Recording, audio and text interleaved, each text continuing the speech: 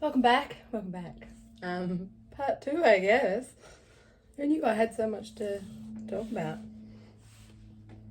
You knew. Alright, so where did I leave? What was the last thing?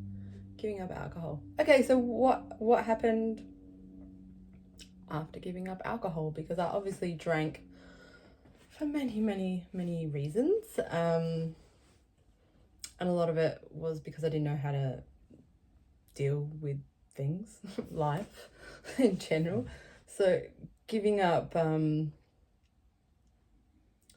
forced me really to learn how to deal with things in a healthy way, which was really hard because I never I didn't have those life skills to begin with. Yeah. And if anyone's ever had a small child, like you literally have to try and help them learn how to like recognize their own emotions and self-regulate. And sometimes you soon realize that you don't know how to do that for yourself. And I definitely didn't, obviously, being reliant on alcohol for that. So, yes, I felt good when I stopped, and for, lots of reasons, because food and gym and whatever, moving my body. But I still had to deal with a lot of a lot of things that, was just like pushed right down there for a very long time. So that was confronting, really. Learned a lot about myself, my life, what I wanted from my life, what I didn't want from my life. So yeah, that was probably the hardest part, is finding healthy ways to cope with things.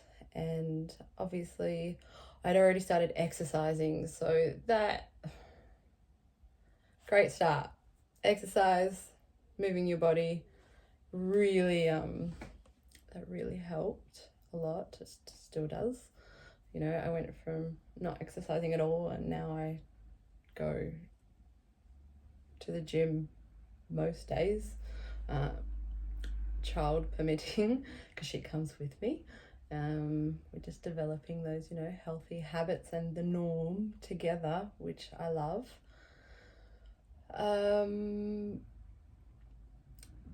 But I really kind of had to throw myself into projects to kind of keep me busy, and just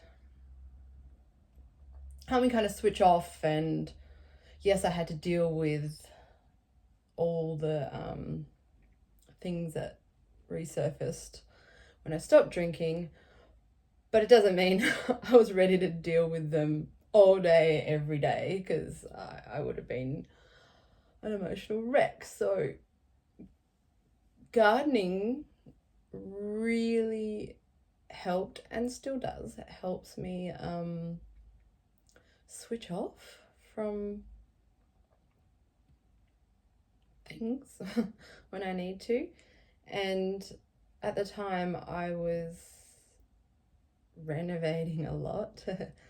It was when I kind of started my back garden, and then like did some other stuff out the front and the verge and all that. So it's all in the same timeline. So there's a lot of projects happening over the last 2.5, 3 years, and kept me busy, and I could throw myself at them. And do you know how good it feels to like just throw a paver and have it smash? Especially when you just lifted hundreds and hundreds and hundreds of them for months. So that was really nice. I thought it was quite healthy. It's like my own little rage room in the backyard. But being able to, just really kind of focus on gardening and learning to garden, really, because I did garden, but like very much an amateur and had no idea what I was doing, but I like doing it, so that's all that mattered. And that's the best thing about gardening. You don't really you don't need qualifications. You don't need to do things the way your neighbor does things, and it can give people purpose, and it's all tailored to the individual. You can get out of it whatever you want to get out of it, and put into it whatever you want to put into it or not put into it. So I love gardening for that. And there's no like wrong or right way to do things. You literally can you can do you. And whether you're into like growing food or exotics or indoor plants or natives, whatever it might be, just do what suits you and your needs. So I really found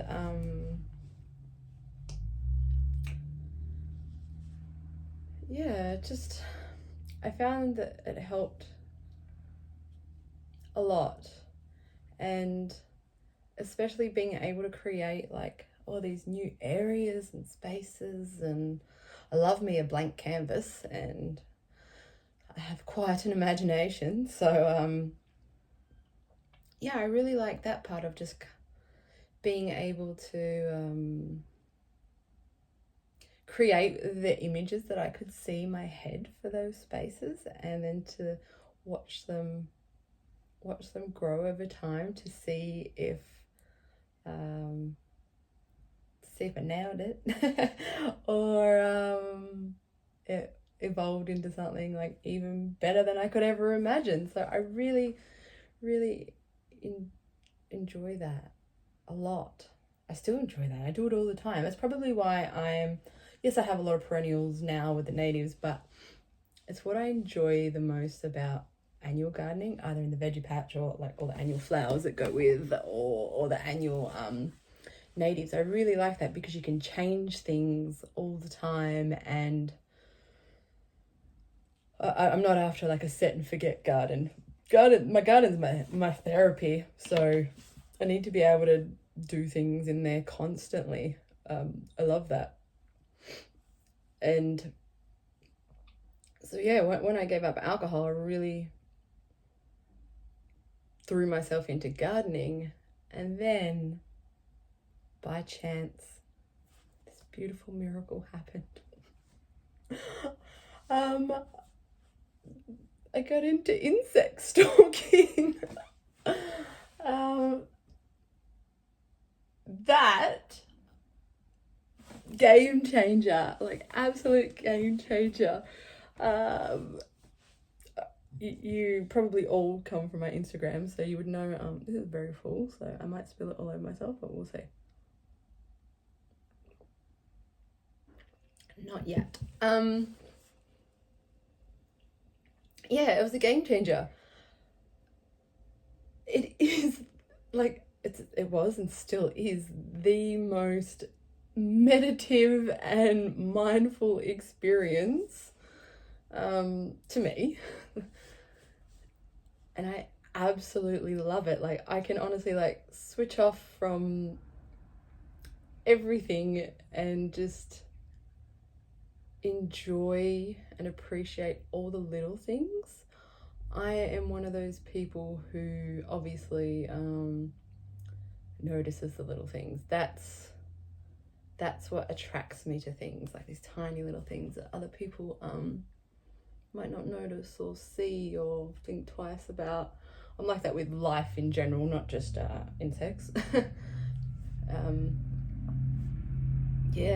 So I really enjoy just being able to watch all these little worlds just happening. Like all these interactions, like with insect on insect or plant insect, and the relationships.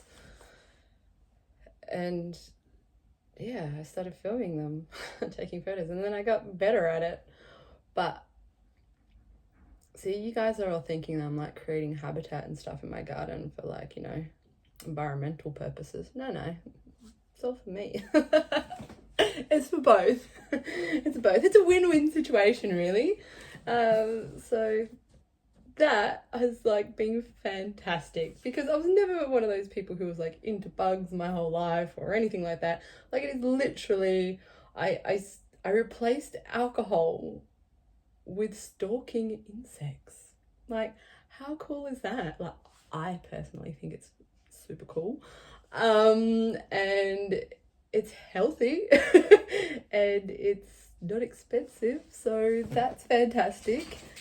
And yes, it's addictive, and yes, I get obsessive over it, but passionate. I'm just passionate about it. So I fell in love with that, and obviously started changing the posts on my Instagram, because it very much just started out as like, this is my veggie patch, and I don't know, I'd be lucky to post once a month, because I just forget, I'm like, what would I even post about?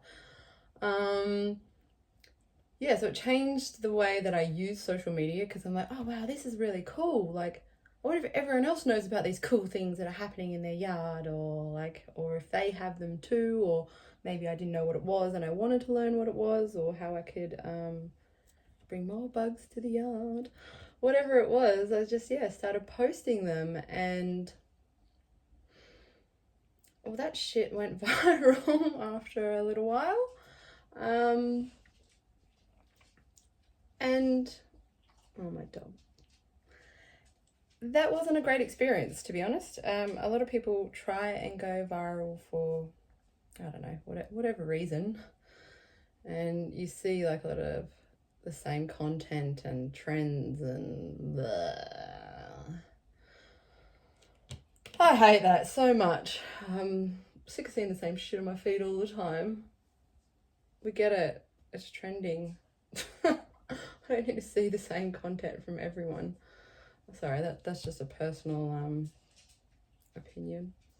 But yeah, I didn't intentionally go viral, so it's not like I was like doing the latest trends or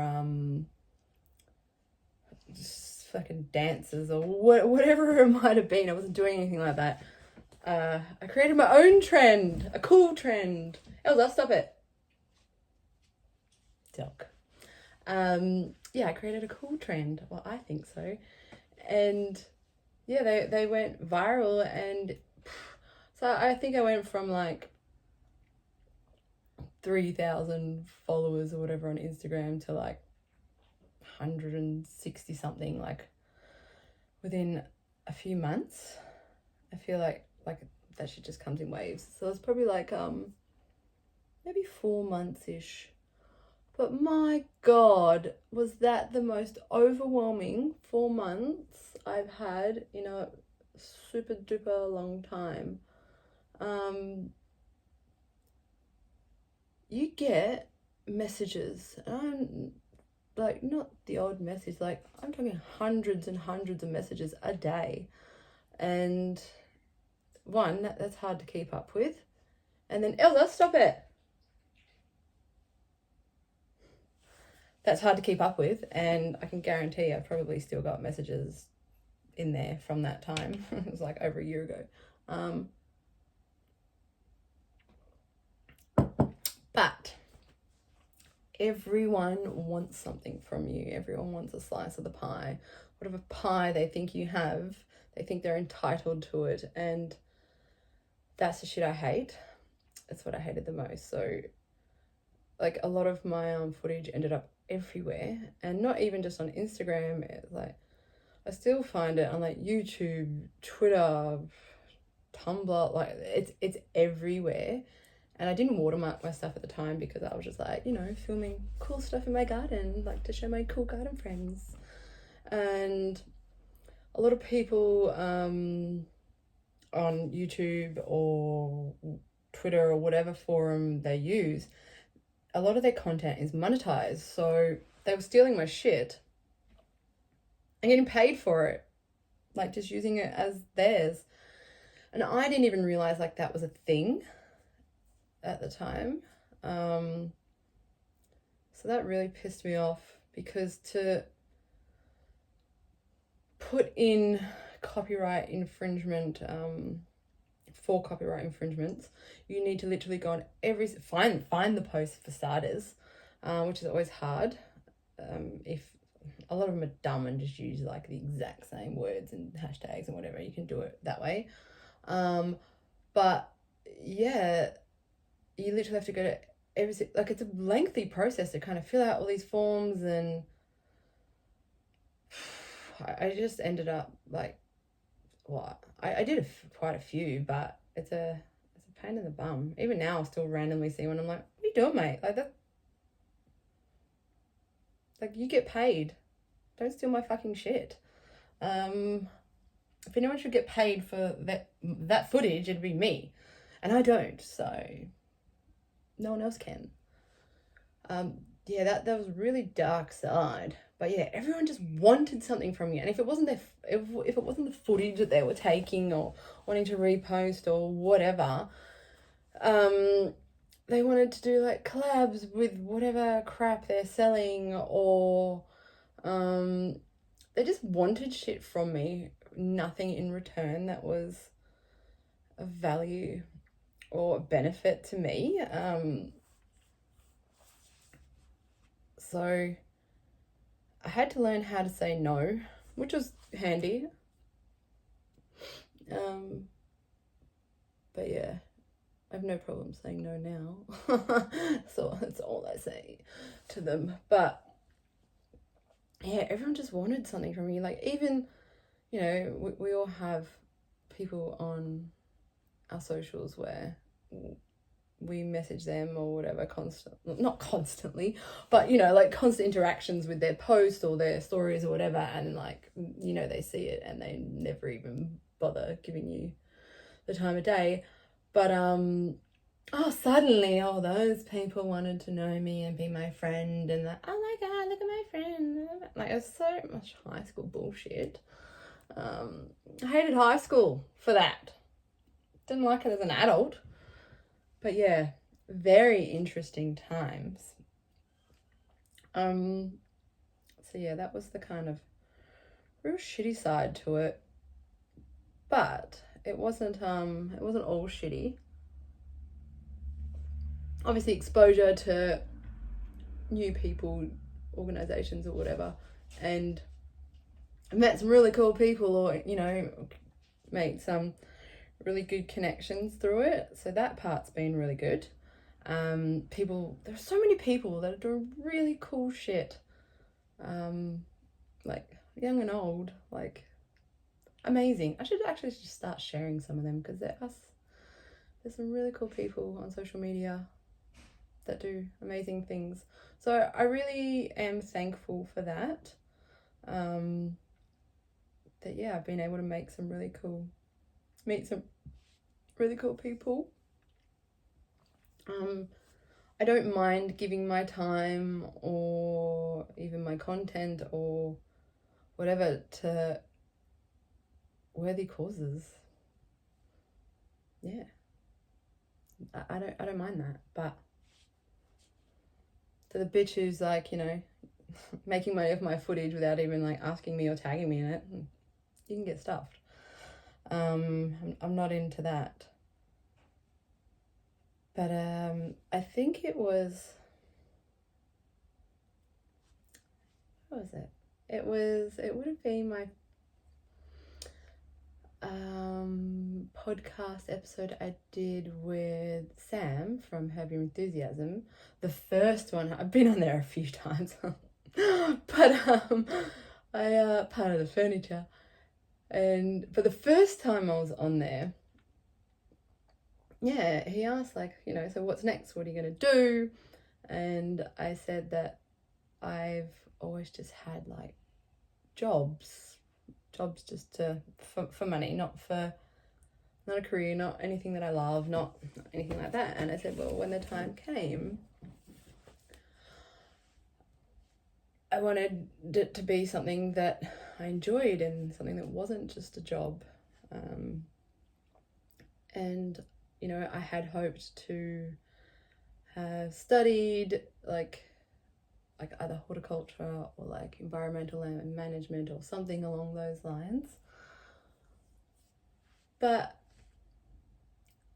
I don't know, a lot of work has found me and I don't actually need those things, which is great. So very thankful for those opportunities. I just had to kind of get out of my own head for a little bit. I love a lot of gardening content.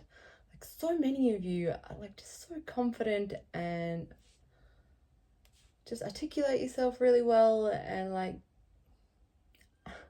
I love your content and I envy your confidence. I'm not that person.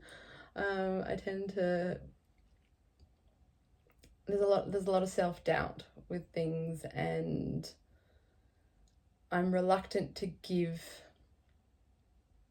information. You probably realize, like, I don't write a lot in my posts. I might just write what it is and that's it. Because so many people have asked for like, oh, like, how do you do this and what do you do to attract this and this and this and this, and I'm like,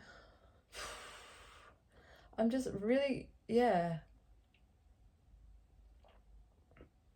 I'm really reluctant to give false information, and I try and just talk from my own experiences and what like I've physically done that I can see have made a difference,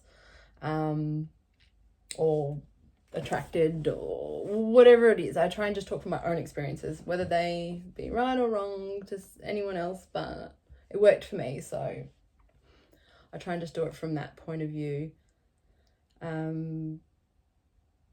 But yeah, so when I first started doing like some workshops and talking, and so, I hate talking in front of people. I was always that kid at school who, you know, when it was time to do like a little English speech or whatever, I was sick.